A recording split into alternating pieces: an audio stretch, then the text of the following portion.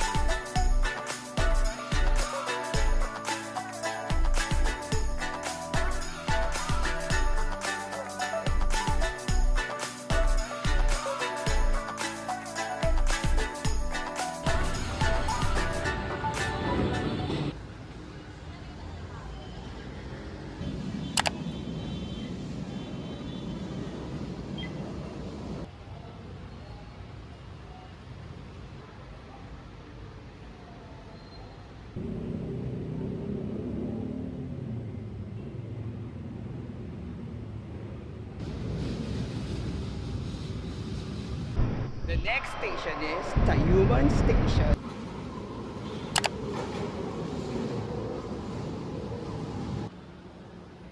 Tayuman Station.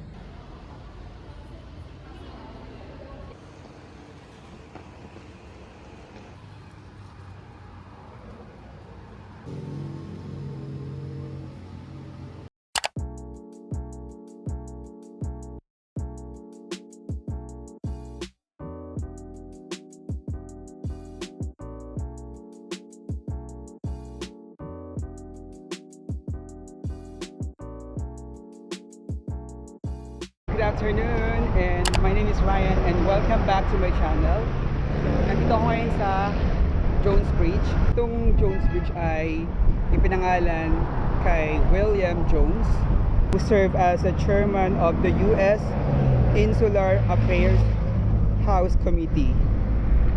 Siyempre sa likod ko ay makikita nyo yung Pasig River, then yung isa sa pinakabagong tulay sa Manila ay yung Intramuros Binondo Bridge. At ito naman yung Esplanade. Nandito na tayo ngayon sa Esplanade. Actually mahaba to eh, hanggang doon, tapos sa kabila pa, tatawid pa tayo. So this is the Pasig River Esplanade.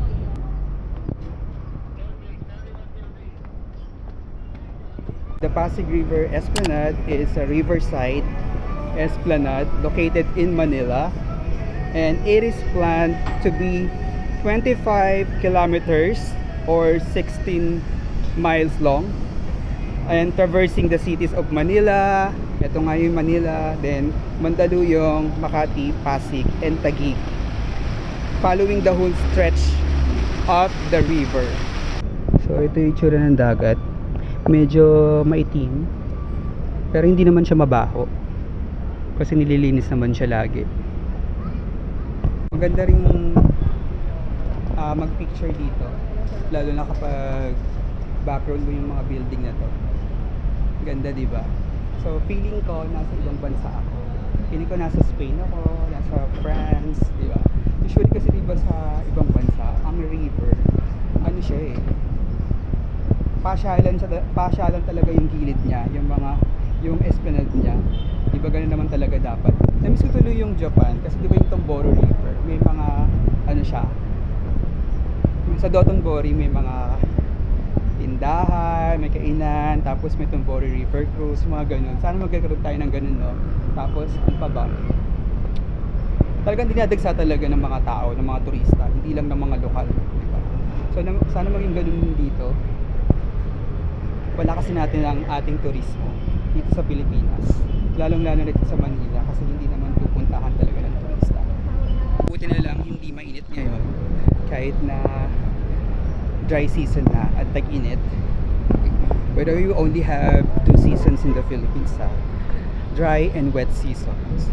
Okay. So nasa likod ko naman na malapitan ang Binondo Intramuros Bridge. Okay. So nakita ko yung flag ng China at Philippines. So I believe regalo to ng China sa atin. Okay, but hindi to kabayaran sa mga isla natin. Charis.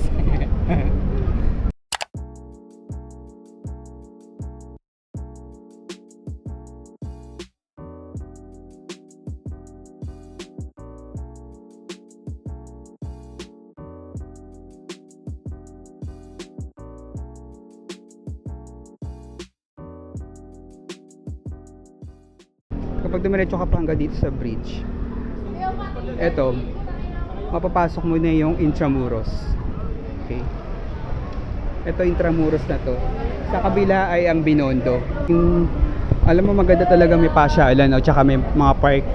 At mabuti na lang nabuhay itong lugar na to kasi tingnan mo, marami na siyang mga tao na or mga estudyante na namamasyal, tapos dito nagpa-practice. Ito pala ang Plaza Mexico. Itong lugar na to. Yan, yung paikot na yan. Tapos ito ang kanyang mark, 'di ba? So ito ay historical Riverside Square in Manila, and the square was renamed Plaza Mexico in 1964 to commemorate the 4th centenary of the expedition of Miguel de Legazpi and Andres de Urdaneta from New Spain or Mexico, and the historic Manila-Acapulco galleon trade relations between the two nations that lasted 250 years. May malaking statwa dito, or sino to? Ito, sino kaya ito? Yan. So ito ay si Adolfo Lopez Mateos. Siya ang presidente ng Mexico noong 1958 to 1964. Okay. So ito pala si Adolfo Lopez Mateos. Right. Kaya pala nandito yung kanyang monumento. Si Adolfo Lopez Mateos ay presidente ng Mexico and made the state visit to the Philippines. Kung sa Japan may sakura, meron din kami dito bougainvillea flowers. Yeah.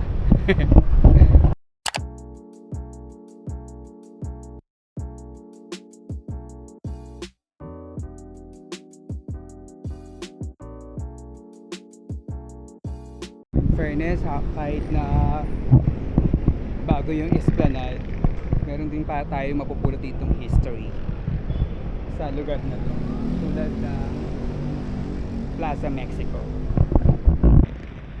Siyempre, nandito na rin yung Intramuros, di ba? Pwede na rin kayong pumunta dyan. Nakakatuwa kasi walang amoy yung ilog, hindi siya mabaho.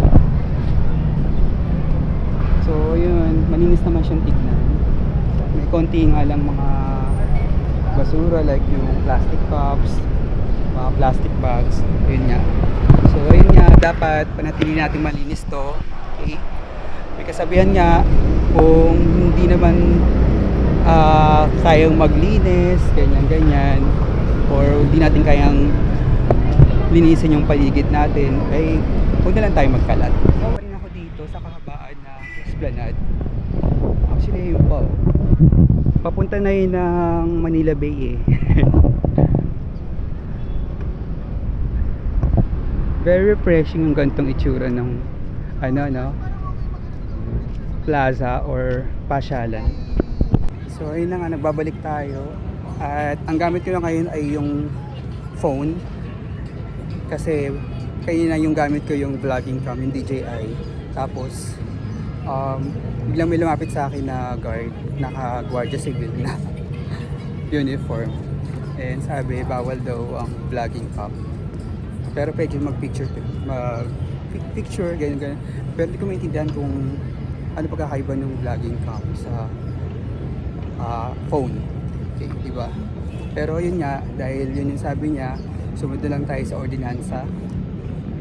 Naglalakad ako pa rin sa kahabaan ng Esplanade. Okay. Hanggang dun pala siya. Okay. Then, syempre habang naglalakad din sa mahabang Esplanade, pinapakita rin yung itsura o magiging itsura. Okay. So yan, it's okay, itong project pala ay sa kasalukuyang administrasyon. Okay. So ito, Pasig Bigyang Buhay Muli. Okay, rivers are the blood of our cities. Totoo naman. Our greatest cities began and grew around the world's great rivers. Totoo yun. So I guess ito yung time frame ng Pasig River, especially sa pag-rehabilitate.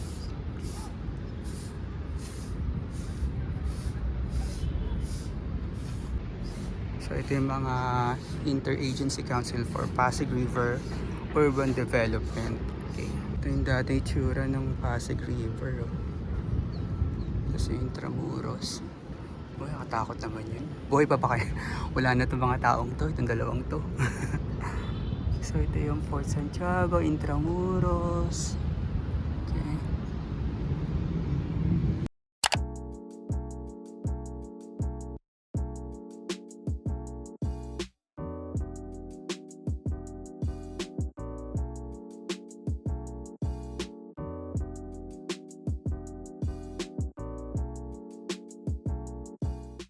So balik tayo doon sa tulay, tapos lipat tayo sa kabilang bridge.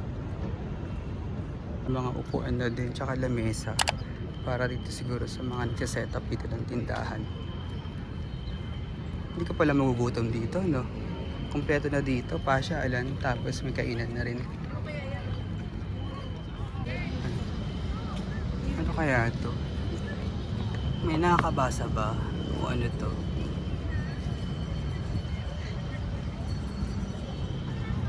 So yun, kanina may nagpo-photoshoot pero gamit is professional camera. Tapos pinagbawalan. Gamitin nila daw yung cellphone sa pag-picture. Hello, kamusta kayo? Okay naman po. Nag-aaral ba mabuti? Opo. Okay, good.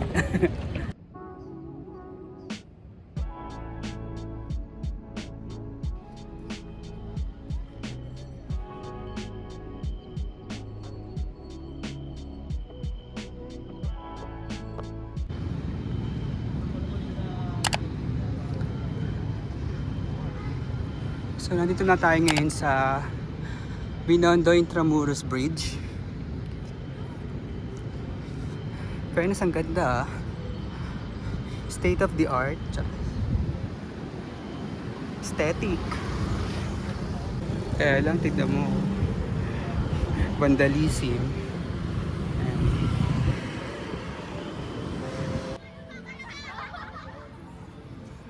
Nandito ka, masarap din manood ng sunset dito. Kaya lang feeling ko parang wala kasi makulimlim. But ang ganda pa rin ng sky. So karami na akong namamasyal dito yung mga estudyante. Kasi malapit sa school.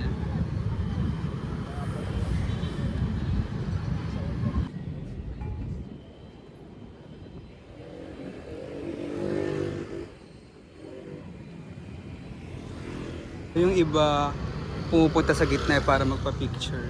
Pero kasi may bantay.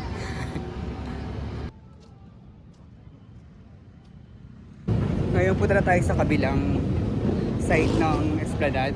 Doon. Ito kasi ang bridge is yung Binondo Intramuros Bridge. Tapos Jones Bridge sa lagpas nun. So meron din Lock Your Love dito. Tawid na tayo sa kabila. So yun nakita nyo, nasa ilalim na tayo ng Jones Bridge. Ito, Jones Bridge yan. Nasa kabila na tayo. Okay. Dati kailangan mong tumulay doon. Pababa dito. Ngayon, meron talaga ditong daanan. So ito. Kita rin yung mga building sa kabila.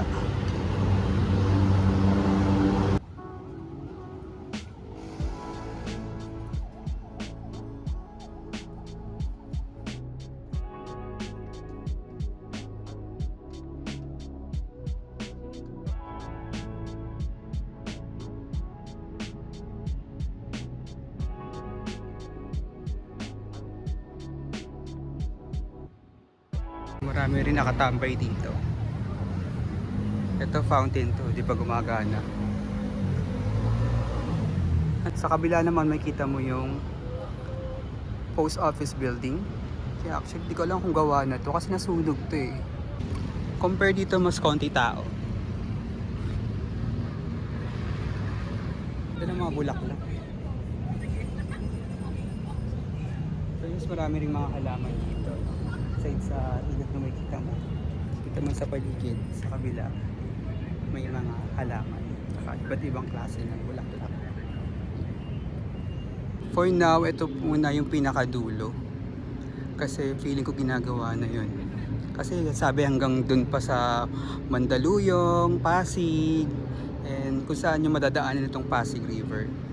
Ayan. Muna tayo ng simbahan. Malapit dito yung Binondo Church o yung Basilica of San Lorenzo Ruiz. Then ano tayo, balik tayo ng gabi dito kasi mas maganda rin pag gabi. Iba rin yung atake pag gabi dito kasi maganda yung ilaw, tapos maraming tao.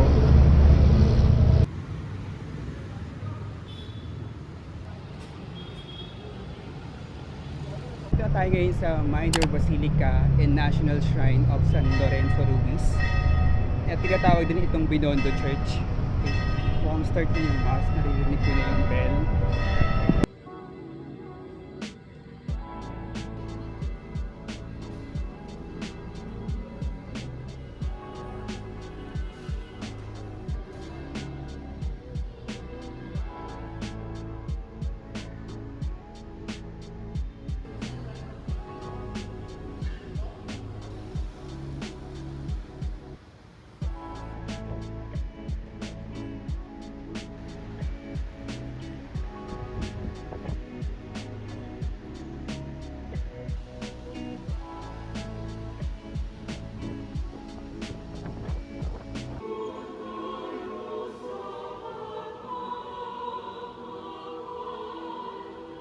Remember the marvels the Lord has done.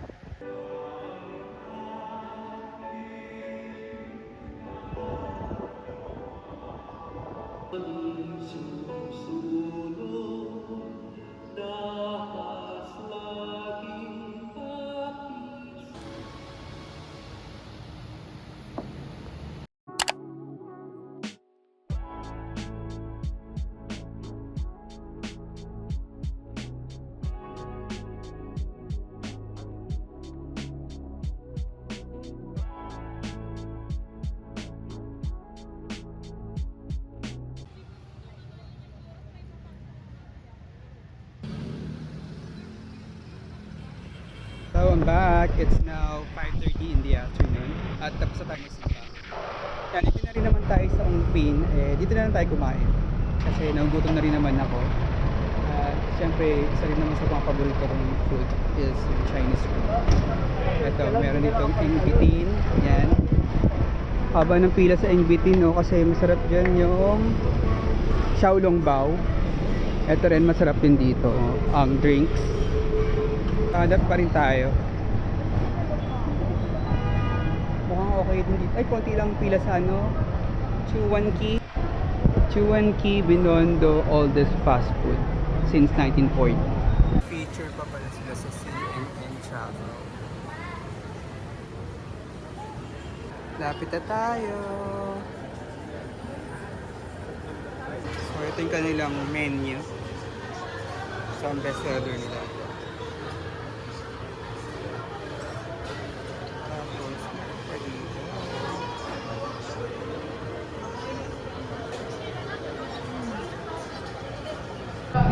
Ayan, nakaupo na tayo. So, mag-intay lang tayo ng order natin na maihain. So, ang in-order ko is braised beef for 200 pesos and lychee shake. Thank you. Oh, laki. Tignan nyo guys, ang laki. Ayan o, 200 lang.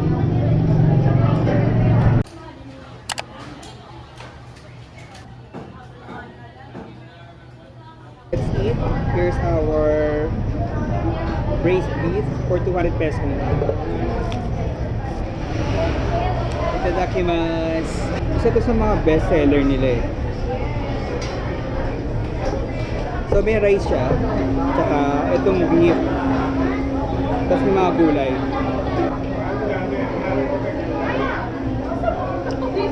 Sarap pa rin. Lasa. Ang dami ng laman.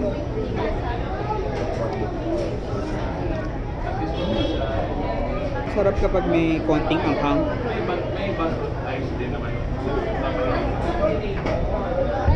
Thank you.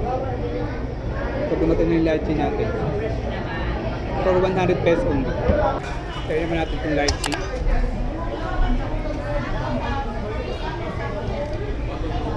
Mga lychee bits pa. Refreshing siya.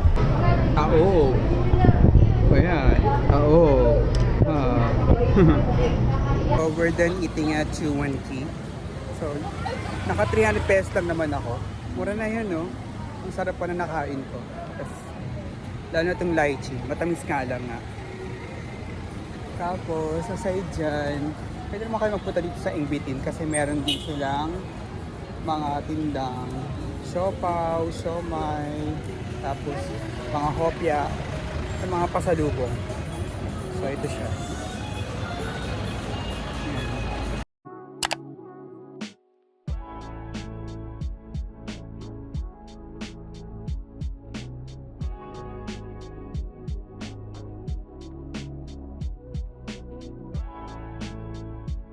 Oras na ba? 6:30 na ng gabi. Nandito pa rin tayo sa Ongpin. Ngayon, balik na tayo sa sa Jones Bridge para makita natin yung mga ilaw or I mean yung scenario doon kapag gabi na. Kasi di ba nga, nakikita ko sa mga pictures, sa videos ng ibang mga content creator na maganda kapag gabi din.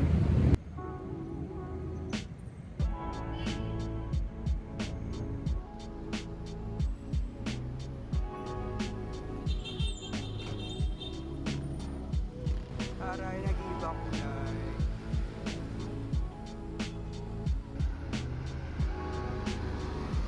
Ngayon, nagbabalik tayo sa Jones Bridge. At ito ang itsura pag gabi na.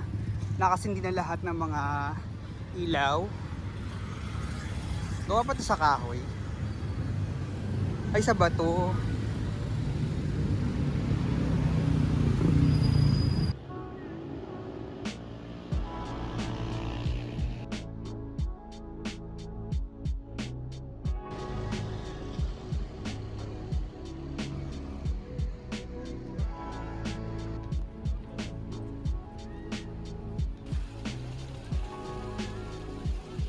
So we're back here at Esplanade.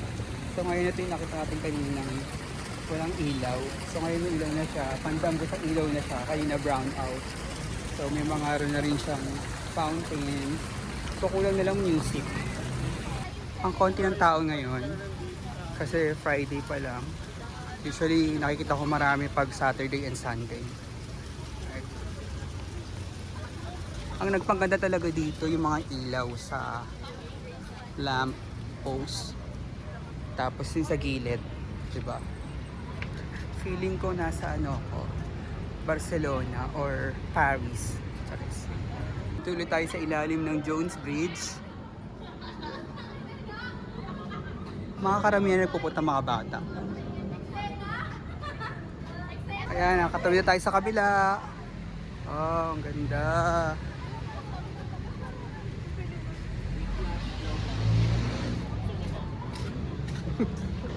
Fairness, may mga mascot din dito. Doraemon. Hi, Doraemon. Ah, sino yun? Si Mimi. Hi, si Mimi.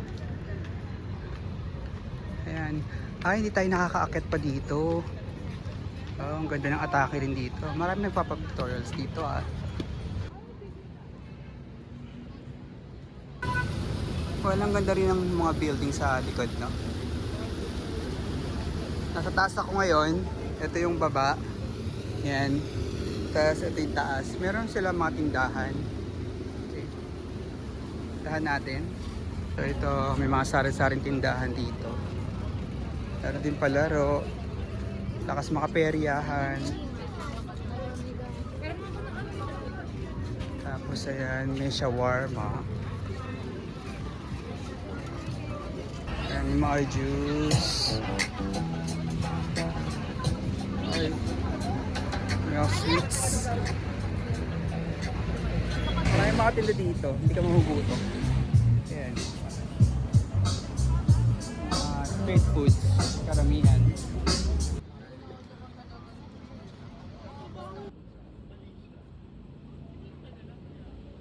Ngayon nakakit ulit tayo papunta sa Binondo Intramuros Bridge. Pero sa kabila naman tayo side. Kaya dinadaanan ko. Ayan, palapit na tayo sa bridge. Isn't it amazing?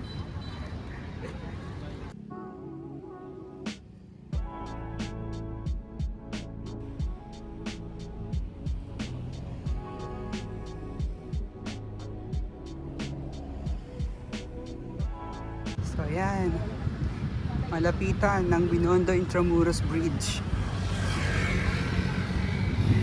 Daming tambay, no? Kasi masarap ditong tumambay, mahangin. Actually hindi ko ramdam yung init.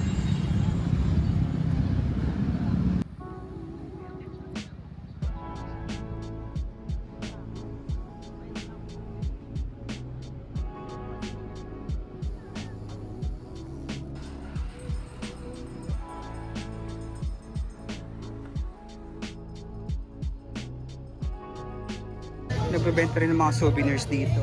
Ang ganda.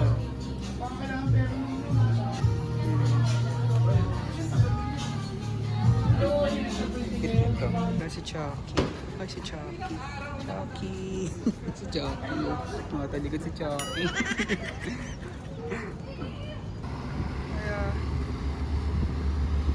Kala ko may cruise din dito. Pasig River Cruise.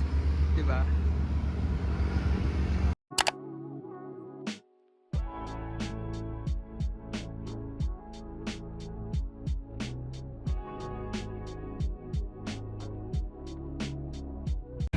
Mission accomplished tayo sa Esplanade.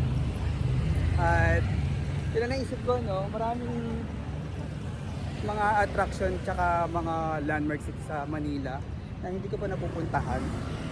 So habang naghihintay tayo or nag-ipon pa ako pang travel sa ibang bansa or sa ibang panig ng Pilipinas, eh, puntahan ko muna yung mga ibang attraction tsaka landmarks sa Manila. Marami pang magagandang lugar dito sa Manila, no? Hindi lang itong Esplanade or yung mga museum, marami pa. So, tignan natin kung ano yung mapupuntahan pa natin sa mga ibang araw. Please do subscribe to my channel. Birthday gift din na po sa akin. Maraming salamat po. Bye-bye. See you on my next vlog.